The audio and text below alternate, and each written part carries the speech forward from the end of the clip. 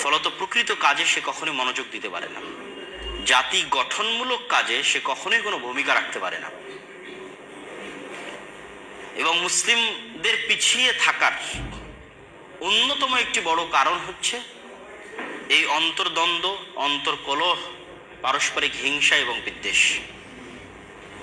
এটি থেকে আমাদের বেরিয়ে আসতে হবে এবং আমাদের মাথায় রাখতে হবে, আমি যে কাজটা করছি এই কাজটা আমার কি উপকারী দিবে, আমার দেশ ও জাতির কি উপকারী দিবে, আমার উম্মাহ মুসলিম উম্মার কি উপকারী দিবে, দিন শেষে কি ভ্যালু অ্যাড করবে, আমার নিজস্ব পার্সোনাল ক্যারিয়ারে কি ভ্যালু অ্যাড করবে, অথবা আমার দেশ জাতি, আমার ইউনিভার্সিটি, আমার প্রতিষ্ঠান, আমার মুসলিম জাতির ক্যারিয়ারে কি ভ্যালু অ্যাড করবে আমার এই কাজটা। তখন আপনি বুঝতে পারবেন আপনি অনর্থক সময় নষ্ট করছেন না আসলেই প্রকৃত কোনো কাজ করতেছেন। আর মুসলিম উম্মাহ সবচেয়ে বেশি যে বিষয়টিকে কম গুরুত্ব দিয়ে থাকে আর যেটিকে বেশি গুরুত্ব দেওয়া উচিত সেটি হচ্ছে জ্ঞানার্জন, পড়া, অধ্যয়ন। আমি ইউকেতে প্রায় 1 বছর ছিলাম। সেখানে যখনই যে কোনো দিন যে কোনো বাস, ট্রেন, পার্ক, যেখানেই যাই না কেন, সেখানে কাউকে না কাউকে আপনি দেখবেন বই হাতে আছে এবং বই পড়তেছে। জাতিগত অভ্যাস বই পড়া, এবং তাদের দেখে আমি নিজে অনুপ্রাণিত হতাম যে আমাকেও পড়া উচিত। সফরে বের হয়েছি দেখি আমার হাতেও একটা বই থাকা উচিত। এবং অনেক বই আমি ওই ইউকেতে থাকা অবস্থায় গাড়িতে, ট্রেনে, বিমানে পড়তে পড়তে শেষ করেছি। কিন্তু বাংলাদেশে আসার পর বাংলাদেশে এখন পর্যন্ত কোথাও চোখে পড়েনি যে আরেকটা মানুষ বই পড়তেছে। ফলত আমার মধ্যে থেকেও স্বভাবটা হারিয়ে গেছে, চলে গেছে। তাহলে মুসলিমরা কি পরিমাণ ওই ধরনের ফাউল কাজে সময় নষ্ট করে যে কাজের আসলে দিন শেষে কোনো উপকার নাই। জ্ঞান অর্জন তো প্রকৃত ইনভেস্টমেন্ট। আপনি বইয়ের একটা পৃষ্ঠা পড়ছেন, এটা আপনার পিছনে ইনভেস্টমেন্ট, প্রকৃত ইনভেস্টমেন্ট। কেউ বই পড়া ছাড়া জীবনে বড় হতে পারেনি, হওয়া সম্ভব নয়। যেটি আমাদের অতীতের এক বক্তা বলে গেলেন যে আমাদের কোরআন শুরুই হয়েছে ইকরা, পড়ো, পড়া দিয়ে শুরু হয়েছে। এবং মুসলিমরা একসময় জ্ঞান বিজ্ঞানের শীর্ষস্থানে ছিল। অক্সফোর্ড বিশ্ববিদ্যালয় প্রতিষ্ঠা হওয়ার 500 বছর পূর্বেও স্পেনের কর্ডোভায় মুসলমানদের বিশ্ববিদ্যালয় ছিল, গবেষণাগার ছিল, জ্ঞান বিজ্ঞানের চর্চা ছিল। যারা স্পেনে যাওয়া, যাদের পক্ষে সম্ভব হবে, তারা গিয়ে দেখে আসতে পারে।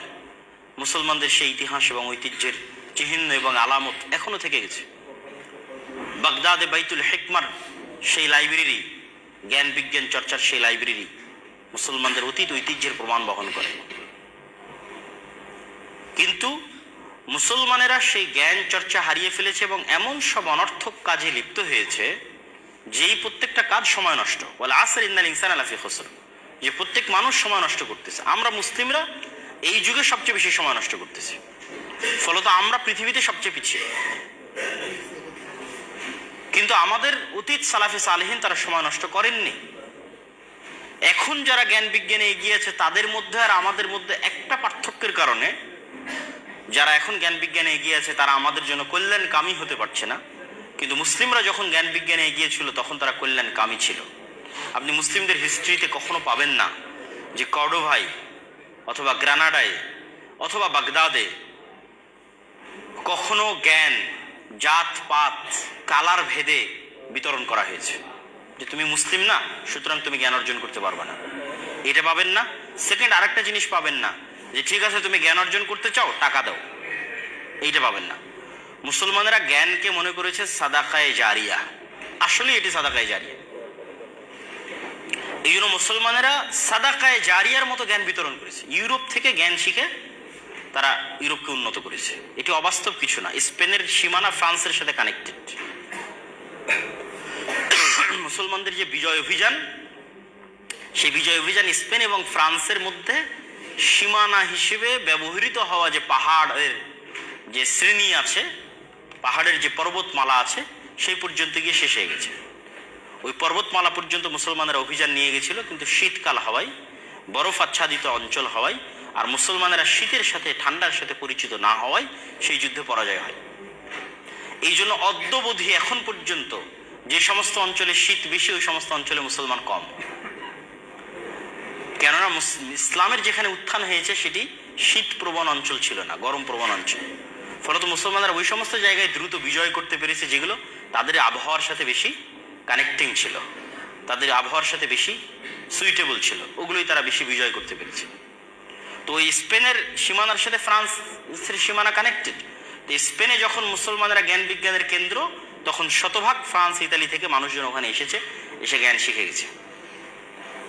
এটি ভূ রাজনৈতিকভাবেও প্রমাণিত। কিন্তু এখন যাদের কাছে জ্ঞান বিজ্ঞান আছে তারা বলতেছে তুমি শিখতে চাও, টাকা দিতে হবে। আপনি ইউরোপের একটা বিশ্ববিদ্যালয়ে 1 বছরের একটা মাস্টার্স কোর্স যদি স্কলারশিপ না পান কত টাকা লাগে আপনারাই জানেন, সার্চ দিয়ে দেখতে পারেন কত লাগে। বাংলাদেশের ইউনিভার্সিটির র্যাঙ্কিং অনুযায়ী 30, 32, 40, 45, 50 লক্ষ পর্যন্ত লাগতে পারে অনলি 1 বছর। 1 বছরের জন্য আপনি তাদের কাছে শিখতে যাবেন, এত টাকা আপনাকে পে করতে হবে। তাহলে কি পরিমাণ নলেজকে তারা কুক্ষিগত করে রেখেছে। মুসলমানদের কাছে যখন নলেজ ছিল তারা এটি কুক্ষিগত করেনি, তারা এটি পৃথিবীকে সাদাকায়ে জারিয়া হিসেবে বিতরণ করেছে। তো আমরা যেটি বলছিলাম, তো এই কুক্ষিগত করার পিছনের আমাদেরও দায় আছে। কেন? আমরা হচ্ছে সময় নষ্ট করি।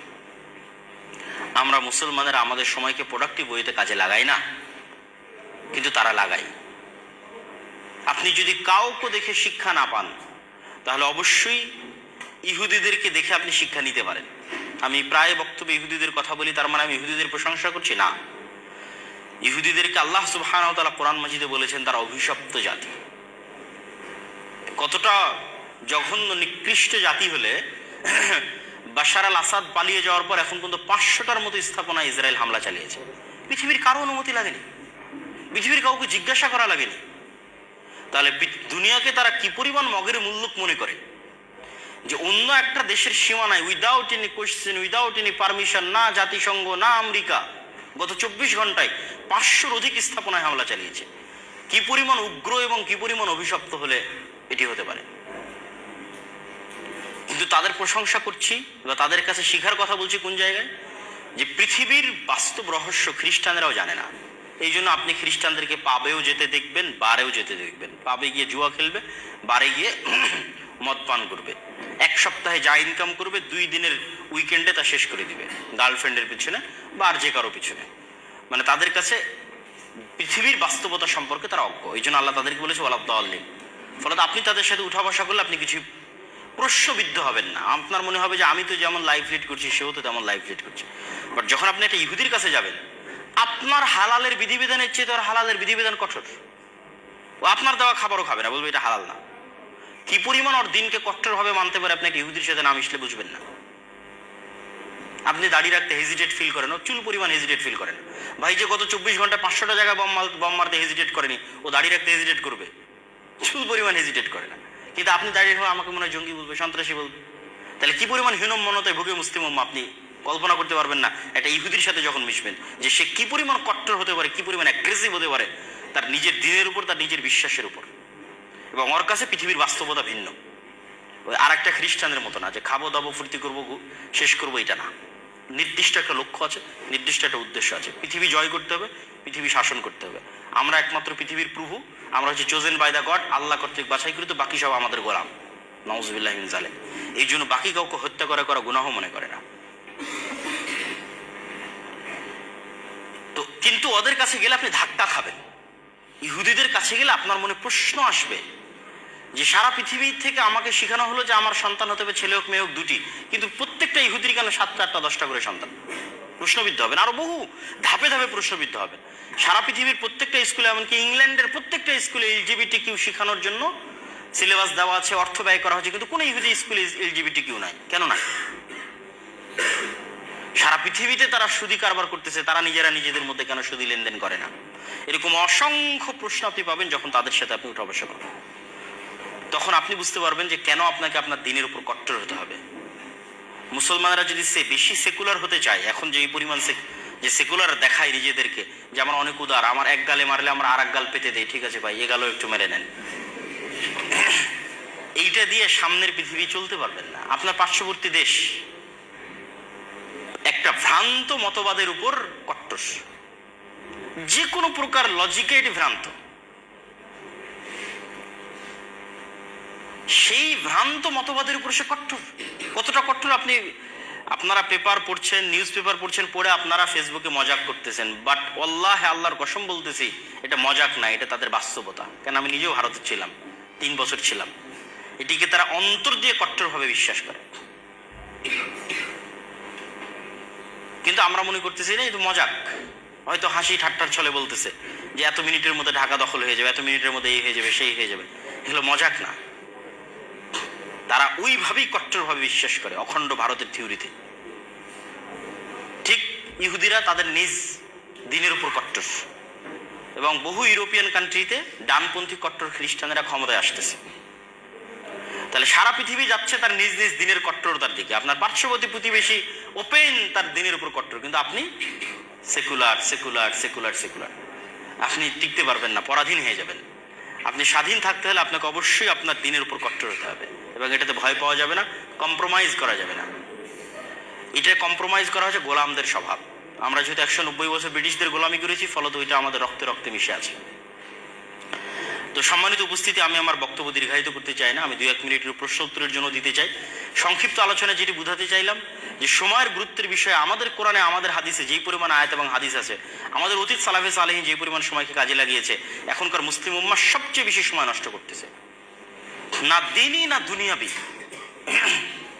আমরা দুনিয়াবি জগতেও পিছিয়ে। আপনি বাংলাদেশের শিক্ষার সাথে ভারতের শিক্ষার তুলনা করেন। ভারতের যে অঞ্চলগুলো, বিশেষ করে বেঙ্গলোর, সেকেন্ড সিলিকন ভ্যালি এই সাবকন্টিনেন্টে, এগুলো পরিশ্রম ছাড়া হচ্ছে না। অবশ্যই সময়কে কাজে লাগানোর মাধ্যমে তারা এগিয়ে যাচ্ছে। আর আমরা এই দল ওই দল, রাজনীতি, মারামারি, গন্ডগোল, ক্ষমতা, কামড়াকামড়ি, এই করতে করতেই দিন শেষ। 2-3টা জিনিসের পিছনে আমাদের যুবক সমাজ বেশি সময় নষ্ট করতেছে, যা বক্তব্যের মধ্যে তুলে ধরলাম। আবারও সামারি বলি। 1, ডিভাইস অ্যাডিকশন তথা মোবাইল বা এই জাতীয় Facebook, YouTube, Twitter, Instagram, TikTok সময় নষ্ট। 2, নেশাদার দ্রব্যের মধ্যে সময় নষ্ট। 3, পাওয়ার প্র্যাকটিস তথা রাজনীতি, গণতান্ত্রিক রাজনীতি। এই গণতান্ত্রিক রাজনীতির ক্ষমতার নেশা যার মধ্যে একবার পেয়ে বসে, ওটাও আর এক নেশার মতো, ওটাও আর এক আফিমের মতো। সেখান থেকে বেরিয়ে আসতে পারে না, একাডেমিক লাইফে ফোকাস করতে পারে না। ফলত আমাদের দেশের কোনো ইউনিভার্সিটি থেকে ওরকম যোগ্য স্টুডেন্ট যারা ওই একাডেমিক জগতে সর্বোচ্চ পর্যায়ে পৌঁছে যাবে এরকম ভূমিকা রাখার মতো স্টুডেন্ট বের হয় না। আপনি কল্পনা করতে পারেন, যেই দিন বাংলাদেশে এই কোন এক বিশ্বকাপের ফাইনাল খেলা ঢাকা বিশ্ববিদ্যালয়ের রাজু ভাস্কর্যে বা টিএসসি চত্বরে হাজার হাজার ছাত্র একত্রিত হয়ে দেখছে, তখন আমি ইংল্যান্ডে, আমি তখন ইউনিভার্সিটি অফ ডান্ডির স্টুডেন্ট।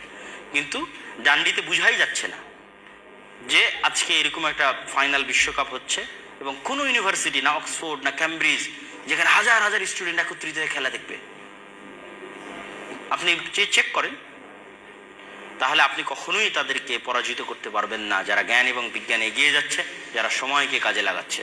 আপনারা আগাতে হলে অবশ্যই আল্লাহ যেই সিস্টেমে এই পৃথিবীকে ডেভেলপ করেছে, আপনাদের বুঝার সুবিধার্থে বলতেছি যে এই পৃথিবীকে আল্লাহ সুবহানাহু ওয়া তাআলা যেই সিস্টেমে ডেভেলপ করেছে, ওই সিস্টেম অনুযায়ী আপনাকে আগাতে হবে। আর ওই সিস্টেম অনুযায়ী আগাতে গেলে আল্লাহ সুবহানাহু ওয়া তাআলা দেখেন না যে কে মুসলিম কে মুমিন। চেষ্টা করার পর আল্লাহ দেখেন মুসলিম মুমিন, কিন্তু চেষ্টা করার আগ পর্যন্ত ঠিক আছে, এই বাটন চাপ দিলে এই মোবাইলে লাইট জ্বলবে। তো পৃথিবীতে এই কাজটা করলে আপনি ধনী হবেন, ওই কাজটা যদি মুমিন করে, মুসলিম করে, কাফির করে, আল্লাহ বাধাগ্রস্ত করেন না, আল্লাহ তাকে ধনী করে দেন। এই কাজটা করলে আপনি ক্ষমতায় যাবেন, ওইটা যে করে আল্লাহ সুবহানাহু ওয়া তাআলা তাকে ক্ষমতায় যাওয়ার রাস্তা করে দেয়। তো ওই বাটনগুলো তো আপনাকে চাপতে হবে, ওই চেষ্টা তো আপনাকে করতে হবে, নাহলে তো আপনি গোলামি থাকবেন। কিন্তু ওই বাটন চাপার পর, চেষ্টা করার পর দেখবেন যে আর একজন 100-তে 100 চেষ্টা করতেছে, আপনি 100-তে 90 চেষ্টা করতেছেন। আর আরেকজনের সক্ষমতা 100-তে 100, আপনার সক্ষমতা 100-তে 50, তারপর আল্লাহ আপনাকে বিজয় করে দিবে, তখন আপনি আল্লাহর সাহায্য পাবেন।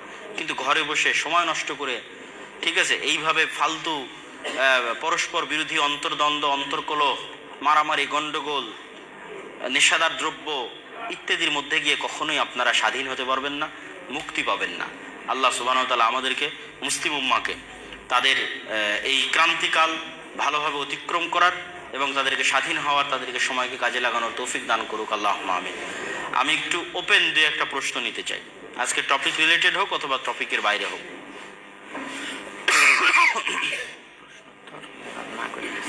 আচ্ছা, ঠিক আছে। আচ্ছা, ভার্সিটির একটা দিনী কমিউনিটি তৈরি করা হয়েছে আমাদের